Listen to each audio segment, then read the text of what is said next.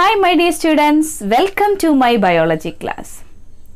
In the previous class, we have learned about the classes chondrichthyes and osteichthyes of the superclass species.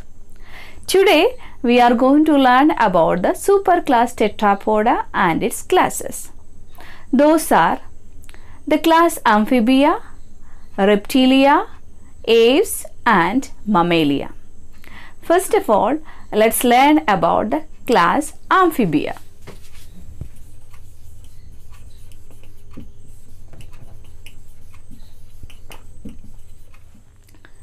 Now let's study the characteristic features of the class Amphibia. Amphi means dual. The first word amphi means dual, and bios. Bios means life. So dual life. These animals exhibit dual life. They are both aquatic and terrestrial animals. That means they can live both in water and on land. So they are amphibians. The next characteristic feature, they have head, trunk with or without tail. The body has head and trunk. Some of them have tail, some of them may not have tail. Moist skin without scale. The skin is slimy or slippery in nature as they have moist skin. They do not have scales in the skin. They have two pairs of limbs, one pair of forelimbs and one pair of hind limbs. The eyes, eyelids and nictitating membranes are present. The eyes are present with the eyelids, and there is a protective transparent membrane called nictitating membrane. The tympanum represents the ear. They have no external ear like us. A hole that represents tympanum, it is the ear of the amphibians. The moist skin, lungs and gills are used for respiration. Some amphibians used moist skin for respiration. When they are on land, they use lungs for respiration. During the larval stages, the larvae use gills for respiration. They have three-chambered heart, two auricles and one ventricle. This type of heart provides mixed blood to different parts of the body. They are cold-blooded or poikilothermous animals. Their body temperature varies according to the environment. They have no ability to regulate a constant body temperature. Such animals are poikilothermous animals.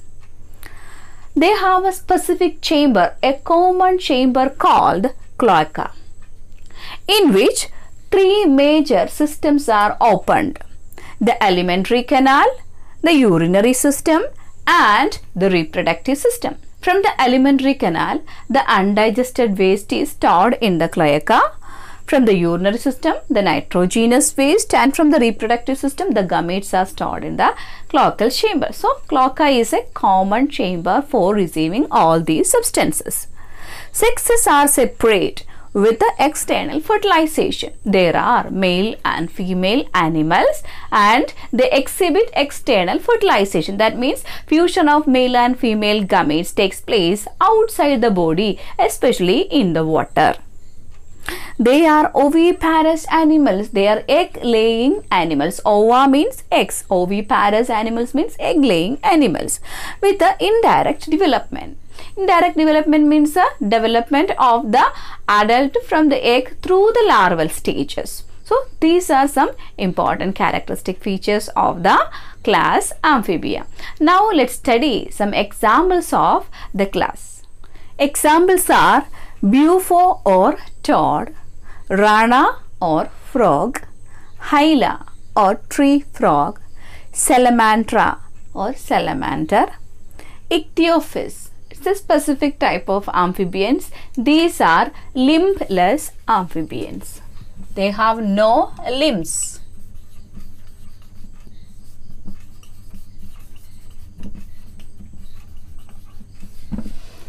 Okay, next let's study the characteristic features of the next class, Reptilia. These reptiles are known as crawling or creeping animals. Crawling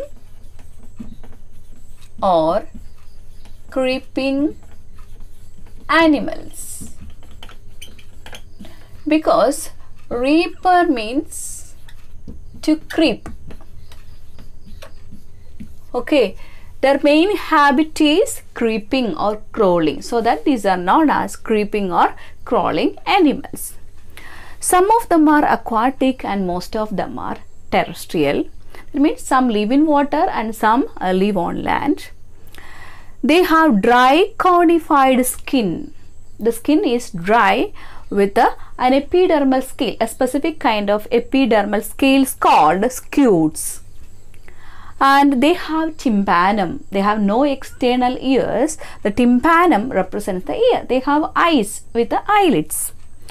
They have two pairs of limbs, one pair of forelimbs and one pair of hind limbs. They have three-chambered heart, two auricles and one ventricles are the three chambers, except crocodiles. Crocodiles have a four-chambered heart. They have two auricles and ventricles. These are poikilothermous or cold-blooded animals. Poikilothermous or cold-blooded means they are unable to regulate their constant body temperature. That means the temperature of their body varies according to the environment. The sexes are separate with the internal fertilization. There are male and female animals and the fertilization takes place inside the body. They are oviparous with a direct development. Oviparous means ova means egg. Oviparous means egg laying animals and direct development means without larval stage. The adult is developed from the egg without a larval stage, that is direct development. Now let's study the examples of this class. Examples are chelone or turtle, testudo or tortoise, chameleon tree lizard, calotus garden lizard, crocodilus crocodiles, alligator, hemidactylus or wall lizard, naja cobra, Bangarus krait, vipera viper. Here the cobra, krait and viper are poisonous snakes. You might have seen the old skin of snakes. Some reptilians like snakes and lizards, they remove their old skin. That process is called skin cast. They shed their skin by a process called skin cast. Now let's study the characteristic features of the class aves. The class aves are known as birds. What is the most important characteristic feature of birds? They can fly as they have feathers and wings. Besides, their body is streamlined. So with the help of the streamlined body, feathers and wings, they can easily fly through the air. But there are some birds who cannot fly. Those birds are known as flightless birds. For example, ostrich. Now let's study more features about birds. They have beak and bill. And the body is divisible into head, neck, trunk and a tail. They have two pairs of limbs. The forelimbs are modified as wings that are used for flight. And the hind limbs have scales on them. Those are modified for walking, swimming and clasping on the branches of the trees. They have dry skin without glands.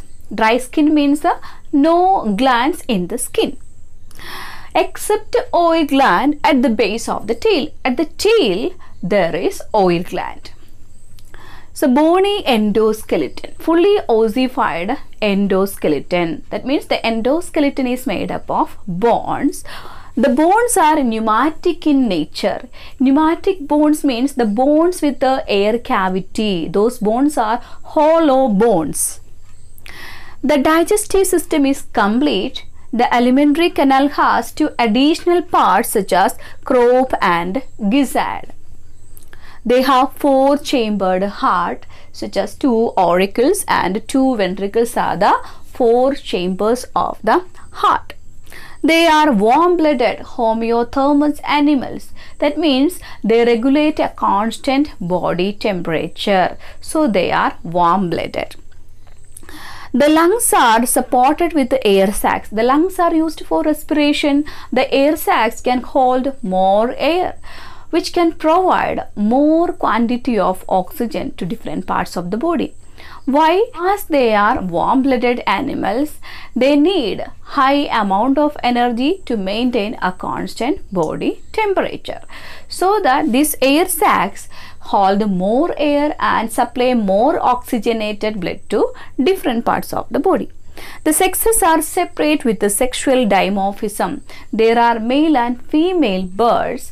They exhibit sexual dimorphism. That means the male can be easily distinguished from the female. That means the body features of the male and female are somewhat different. They exhibit internal fertilization. The fusion of male and female gamete takes place inside the body. Those are oviparous animals. Oviparous means egg laying. Direct development. The development of the adult from the egg is direct without a larval stage. These are some important characteristic features of the class Aves. Now let's study the examples of this class. They are Corvus or crow, Columba pigeon, Psittacula parrot, Shrutio ostrich, Pavo peacock, Aptenoides penguin, Neophron vulture. These are some examples of the class Aves. The next class is Mammalia. Why are these animals known as mammals? Because they have functional mammary glands. The mammary glands produce milk which nourishes their young ones. They have two pairs of limbs. The skin has hairs. Skin is unique and it is protected or covered by hairs. They have external ears or pinnae.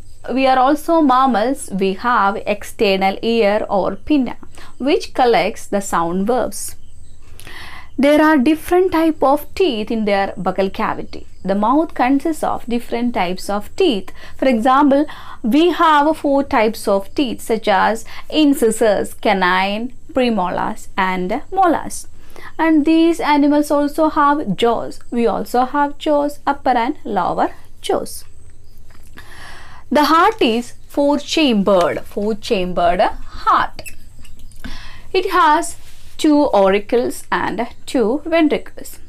The pure blood is completely separated from the impure blood, which gives more oxygenated blood to different parts of the body. Because they are warm-blooded animals, they are homeothermous. They need to maintain a constant body temperature so that they require more amount of energy. So the energy is supplied from oxygen because oxygen is utilized for the energy production. The lungs are used for respiration. The lungs are highly efficient and gaseous exchange takes place at the lungs. The sexes are separate and they exhibit sexual dimorphism. There are male mammals and female mammals. The male can be easily distinguished from the females. That means that they have distinct morphological features. They exhibit internal fertilization. The fusion of male and female gametes takes place inside the body. They are viviparous. They give birth to young ones. Most of them are viviparous, but a few are oviparous or egg-laying mammals. They exhibit direct development without a larval stage. So these are the important characteristic features of the class Mammalia. Now let's study the examples of mammals. Examples are, first of all, oviparous animals, egg-laying mammals. Ornithorhynchus or platypus and echidna. These are egg-laying mammals. The viviparous animals, these mammals give birth to young ones. Those are Macropus or kangaroo, Ptero or flying fox, Camelus, camel, Macaca or monkey, Canis, dog, Felis, cat, Balaenoptera, blue whale, Delphinus, common dolphin, Panthera tigris, tiger, Panthera leo, lion. All mammals have a highly developed nervous system, respiratory system, digestive system and excretory system. And all the functions are coordinated with the help of highly developed brain. Out of these mammals, human beings are the most intellectual animals or mammals because the human beings have a highly developed brain. The brain controls and coordinates entire activities of the body along with the endocrine system. A chemical coordination takes place with the help of endocrine system. The control and coordination of the entire body activities are done with the help of both nervous system and the endocrine system. And they have well developed urinary system, kidney filters the blood and removes the waste, and they are warm blooded. They maintain a homeostasis, internal constant environment and constant body temperature. So today we have learned about different classes of the superclass tetrapoda, the class Amphibia, Reptilia, Aves and Mammalia with examples. I hope you have understood the topic well. With this, I conclude my session. Thank you and have nice moments.